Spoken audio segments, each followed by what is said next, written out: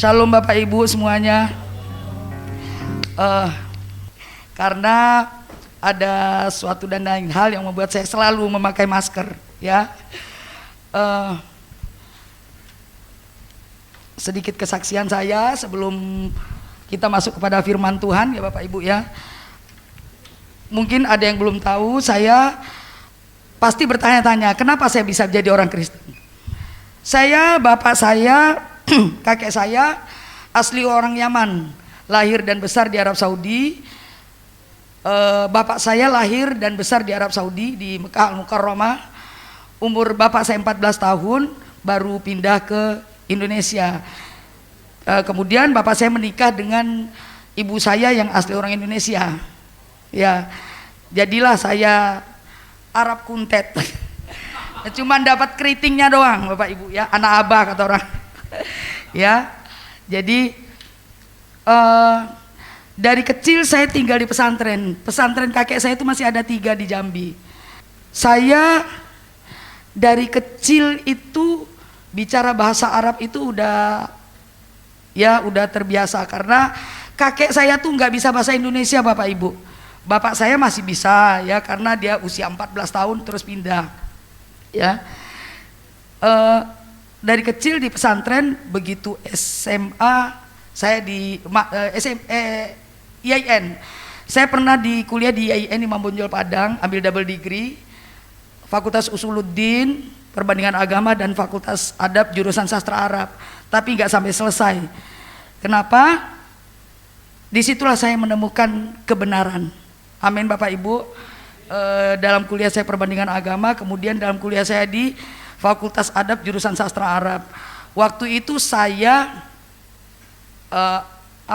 kalau kami di Fakultas Adab itu, di Sastra Arab itu ada namanya meneliti sastra tertinggi. Meneliti sastra tertinggi di dalam Al-Quran, karena Al-Quran itu merupakan sastra tertinggi dalam bahasa Arab. Nah, dari sana saya mulai belajar. 14 tahun Bapak Ibu baru saya percaya Yesus itu Tuhan, baru saya berani baptis. Saya 3 tahun menjadi ateis, karena mengenal Allah Tritunggal Maha Kudus itu tidak segampang kita mengenal Allah SWT ya.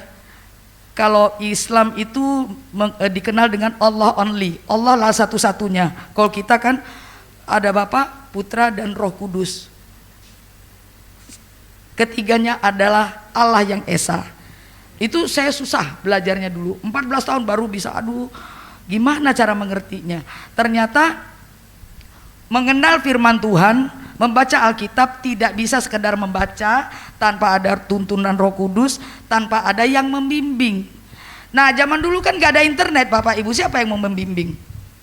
Masa saya minta bimbing orang tua saya? Orang tua saya kan ya orang pesantren, kemudian kakek saya kan syekh, saya ini syarifah.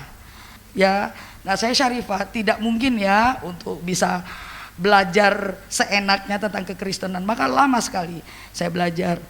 Nah, akhirnya di 2009, bayangkan Bapak Ibu, dari 95 saya belajar, 2009 saya baru nekat minta baptis. Tapi kan harus ada katekisasi dulu selama 6 bulan. Saya jalani itu, akhirnya saya baptis 2009. Setelah baptis, itulah permulaan hidup.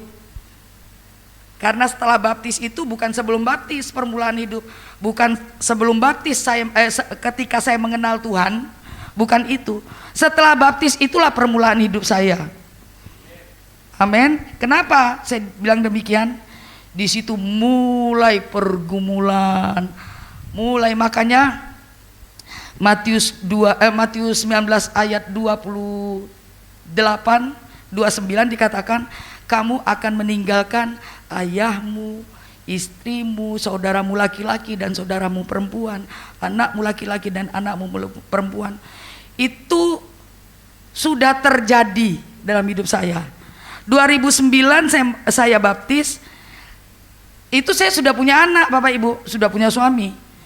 Nah, saya belum berani ngomong sama keluarga. 2009, jadi itu saya menyangkal Tuhan Yesus. lama menyangkalnya.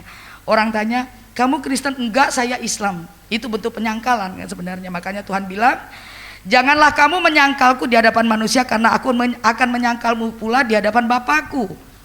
Nah, itu menakutkan buat saya. Dan saya mengakui kepada keluarga bahwa saya sudah Kristen itu 2013 awal. Nah, disitulah awal kehidupan baru saya sebenarnya. Saya diusir, saya dulu tinggal di Solo.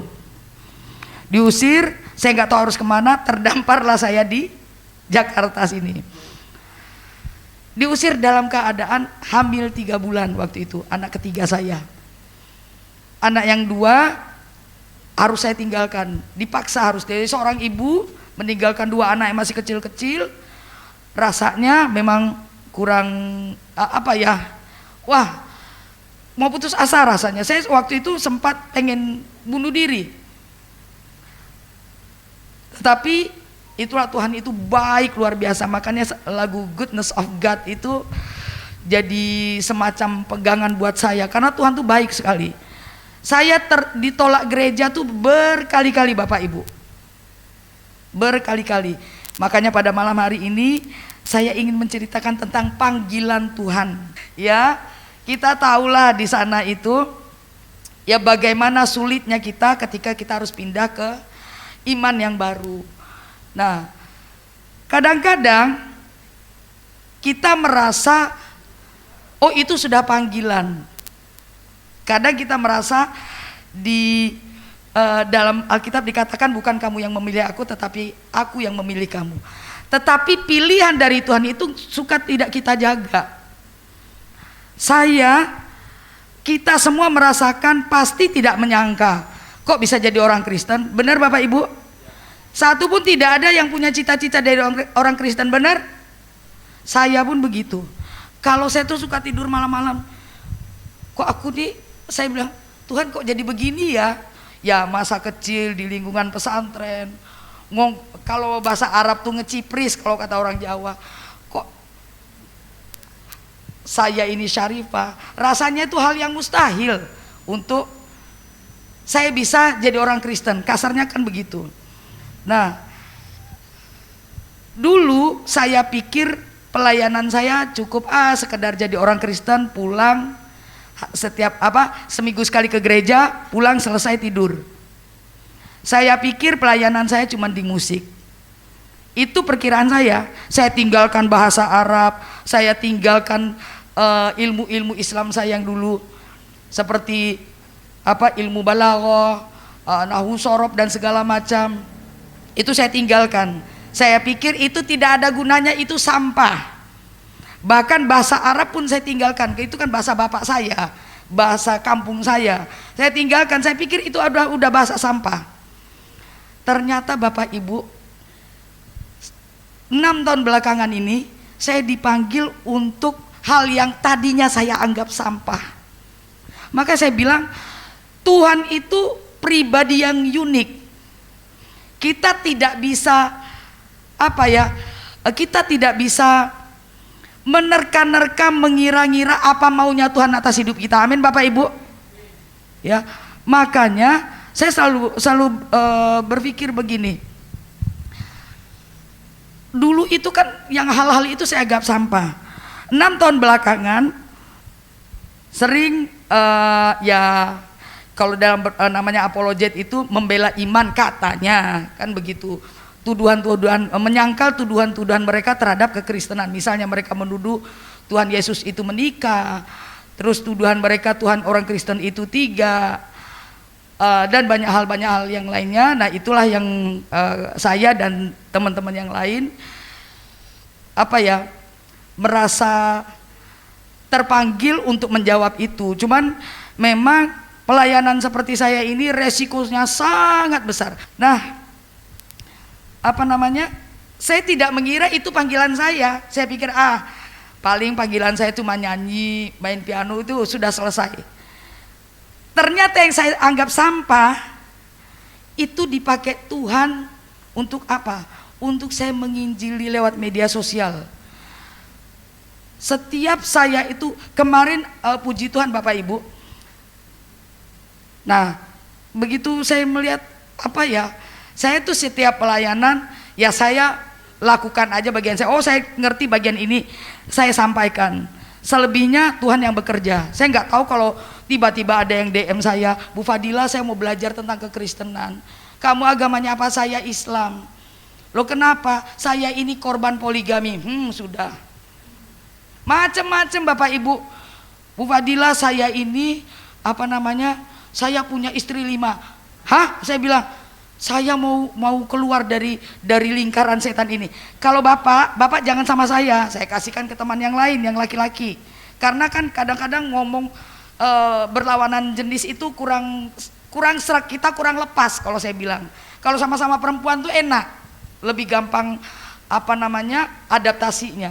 Jadi itu panggilan Tuhan, saya nggak pernah menyangka. Dan satu lagi Bapak Ibu ya, akhirnya saya minta hikmat dari Tuhan, saya berdoa, saya bersujud. Oh iya, mungkin Bapak Ibu bingung, kok saya pakai tanda salib bahasa Arab, kemudian pakai salib, terus ada tato salib. Mohon maaf Bapak Ibu, saya ini jemaat Kristen Ortodoks Koptik Mesir, ya. Kami Ortodoks Koptik berbahasa Arab, pusatnya di Mesir. Kenapa pakai tato salib? Setiap kalau misalnya Bapak Ibu ada rezeki ke Mesir, ya, itu setiap orang Kristen di Mesir selalu punya salib begini. Kalau enggak tuh di sini kecil. Anak-anak kecil tuh udah mulai dikasih tato salib. Itu kenapa? Satu, saking mengagungkannya salib Kristus. Kedua, karena di Timur Tengah itu orang-orang Kristen itu sangat teraniaya kehidupannya. Jadi ketika mereka sering terjadi pembunuhan massal, setiap 1 bulan sampai sekarang Bapak Ibu, penculikan selalu ada, pembunuhan selalu ada terhadap orang-orang Kristen. Nah, ketika dibunuh massal, mereka semua disolatkan, udah nggak kelihatan mana yang Kristen mana yang Islam. Sejak saat itu mereka berinisiatif supaya ketahuan, oh ini Kristen, oh ini Islam, maka mereka pakai tradisi sebenarnya ini. Pakai tato itu tradisi. Jadi saya satu gereja dengan Pak Babang Nursena, itu sama tuh. Kami dari Ortodoks Koptik Mesir. Ya Bapak Ibu, saya rasa denomnya apapun denomnya satu tubuh Kristus. Amin Bapak Ibu. Sama-sama menyembah Tuhan yang sama, amin. Nah, karena sekarang itu sedang perang denom Bapak Ibu, Katolik berantem sama Ortodoks, Katolik berantem sama Reform, gak sudah ya. Kemudian saya juga membina anak-anak yang bukan cuma murtadin tapi apologet muda. Kemudian ada namanya Satu Kampung dengan Pak Ilyas, orang Bima Pak, anaknya jago ya. Itu anak saya Bapak Ibu ya, karena dia tidak punya keluarga, orang tuanya sudah meninggal dan dia diusir dari Bima. Dia masih kuliah di UIN, Fakultas Usuluddin, jurusan apa Bapak Ibu? Ulumul Hadis. Masih kuliah. Sebentar lagi dia selesai. Saya tanya, kamu kuliah habis ini mau kemana? Saya belum tahu. Dia mungkin kebetulan dapat beasiswa ke Mesir sebenarnya, tapi dia untuk ulumul hadis juga, tapi dia belum memastikan untuk itu. Nah, dulu anak-anak ini liar kemana-mana, ya. Begitu saya masuk, teman-teman minta tolong saya, ya puji Tuhan ya, supaya tidak brutal. Karena kalau kita sudah liar ucapan itu lebih parah Bapak Ibu ya, mengerikan. Yang sudah semua kebun binatang keluar, kemudian umpatan-umpatan yang tidak jelas. Ya Pak Ilyas tahu sendiri orang Bima seperti apa, benar Pak ya? Keras, anak saya ini juga keras. Dan dia pintar sekali bahasa, dia menguasai 4 bahasa. Arab, Persia, Ibrani, Yunani. Jago. Anak muda sekarang itu gila, saya bilang aduh, jago. Dan dia tahfiz Quran Bapak Ibu. Jadi bisa saya bilang, nah, Umi minta tolong dong, Al-Quran ayat ini, surat ini, yang awalnya kata-kata ini kamu sambungkan ya. Dia langsung bisa, langsung bisa, langsung hafal. Alkitab Perjanjian Lama itu dia bisa hafal dari Kejadian sampai Imamat. Dan dia sudah baptis sekitar 2 tahun yang lalu. Dari pengetahuan dia bisa ikut Tuhan Yesus, ya. Dan Kiai Murtad ini akhirnya karena dia tidak punya keluarga, saya ambil untuk jadi anak saya. Panggilan-panggilan seperti itu nggak pernah saya tahu, nggak pernah saya impikan. Saya ini siapa? Orang kaya? Bukan. Saya ini bukan siapa-siapa. Rumah saya itu kecil Bapak Ibu, tapi anak-anak itu, Umi, aku mau pulang, ya pulang ke rumah. Elia Miron itu bolak-balik tuh ke rumah saya. Umi, apa? Aku mau istirahat di rumah, pulang ya, pulang ke rumah. Jadi mereka itu ya saya bina supaya tidak terlalu liar kemana-mana. Narasinya juga bisa dipertanggungjawabkan, karena kasihan Bapak Ibu ya. Oke, kita kembali ke firman Tuhan. Ya, kita buka 2 Korintus 11. Maaf. Kita buka Roma 8 ayat 28. Roma 8 ayat 28. Kecil sekali, gimana itu Pak? Nggak kelihatan kah? Waduh. Roma 8 ayat 28. Sudah dapat Bapak Ibu? Oke, saya bacakan aja ya. Roma 8 ayat 28. Demikian firman Tuhan. Kita tahu sekarang bahwa Allah turut bekerja dalam segala sesuatu yang mendatangkan kebaikan bagi mereka yang mengasihi siapa? Dia, yaitu bagi mereka yang terpanggil sesuai dengan rencana Allah. Seperti saya bilang tadi, yang saya anggap sampah ternyata itu yang ditaruh Tuhan. Ternyata itu yang Tuhan minta dari saya. Ternyata itu panggilan dari Tuhan. Sekian lama, puluhan tahun mungkin saya tinggalkan bahasa Arab, saya tinggalkan ilmu fikih, saya tinggalkan Kutubus Sittah, saya tinggalkan Bulughul Maram, apalagi. Nah, itu kitab-kitab yang saya pelajari itu saya anggap sampah dulunya. Ya, saya anggap sampah, udah gak pernah saya buka-buka. Dan itu dipakai Tuhan saya untuk menginjili di dalam media sosial. Ya. Untuk sebagai bahan untuk berapologet, ya. Nah, itulah kerjaan saya Bapak Ibu. Saya pikir itu sampah. Saya udah nggak mau usik-usik. Saya pengennya belajar firman Tuhan. Ternyata itu yang dipakai Tuhan. Makanya kadang-kadang kita tidak peka. Benar Bapak Ibu. Sebenarnya aku tuh dipanggil untuk apa sih? Apakah sekedar aku jadi orang Kristen, tiap minggu ke gereja, habis itu pulang? Apa cuma sekedar itu? Nah, saya itu bertahun-tahun gak peka sama panggilan Tuhan. Kenapa tidak peka? Ada hal yang membuat kita supaya kita mengerti panggilan Tuhan. Ya.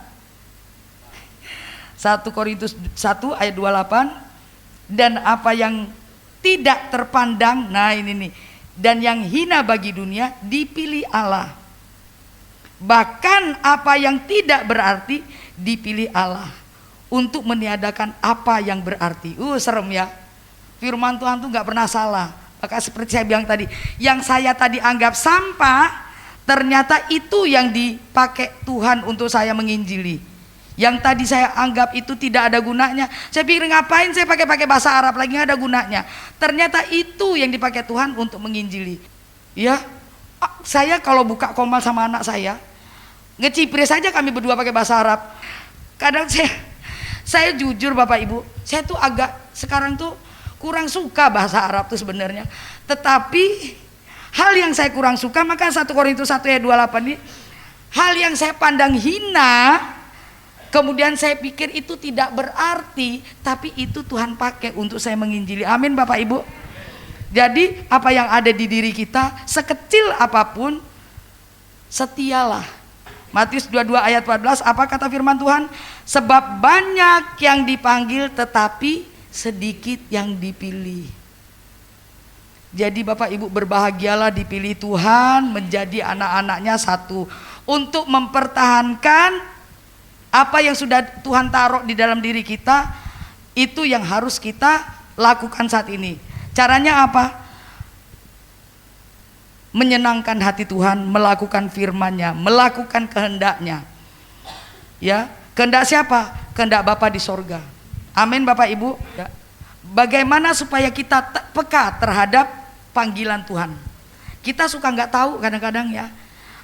Udah cukup gini-gini aja deh. Yang penting udah baptis selesai. Begitu ya Bapak Ibu ya. Nah, ada beberapa hal supaya kita peka terhadap panggilan Tuhan. Satu, seperti saya bilang tadi, setia pada perkara kecil. Amin. Karena Tuhan akan berikan perkara yang lebih besar. Tetapi Bapak Ibu, hati-hati. Setiap perkara itu kita punya tanggung jawab. Setiap perkara yang Tuhan taruh di dalam diri kita. Sanggup gak dikasih perkara besar? Nah, jadi Tuhan tuh tahu kapasitas kita. Oh, gentongmu cuma segini. Ya, berarti aku kasihmu takaranmu sedemikian. Nah, kadang-kadang kita bersungut-sungut, kok cuma segini-gini doang Tuhan?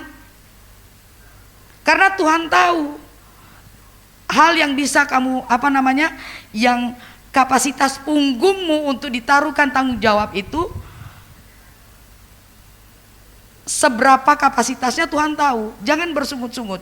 Setia dalam perkara kecil, Tuhan pasti akan tambahkan perkara yang besar. Amin Bapak Ibu. Janganlah kamu menjadi dengan dunia ini, tetapi berubahlah oleh pembaharuan budimu, sehingga kamu dapat membedakan manakah kehendak Allah, apa yang baik, yang berkenan kepada Allah, dan yang sempurna. Amin Bapak Ibu. Nah, artinya kita harus berubah. Jangan sudah baptis, aku sudah diselamatkan. Sudah ke klub malam, korupsi. Ya pokoknya halal duniawi lah. Halal yang berkenaan dengan dosa kita lakukan. Tetapi harus berubah, harus lahir baru. Lahir baru tidak cuman baptis, ditenggelamkan, habis itu bangkit, ya udah. Oh, aku sudah lahir baru, ya udah cukup seperti itu. Enggak, Bapak Ibu. Tetapi Roma 12 ayat 2 itu harus jadi pegangan. Amin Bapak Ibu. Supaya kita mengenal apa maunya Tuhan.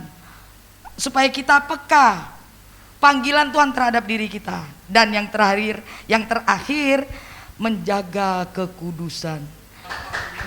Bismillah wal ibnu wa ruhul qudus al ilahu wahid al majudu lil abi wal ibnu wa ruhul qudus al anwa kullu awani wa amin.